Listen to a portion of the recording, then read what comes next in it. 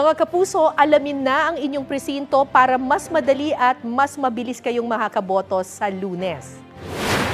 Pumunta lamang po sa precinctfinder.comelec.gov.ph. Ilagay ang inyong pangalan, date of birth at lugar kung saan kayo nakarehistro. I-check at baka iba ang inyong voting center kumpara nung nakaraang eleksyon. Malalaman nyo rin kung active pa ba ang inyong voter status. Kung may mga tanong o problema, pwede nyo pong i-contact ang election officers sa inyong lugar. At kung wala pa kayong listahan ng mga iboboto, pwede ninyong gamitin ang GMA My Código.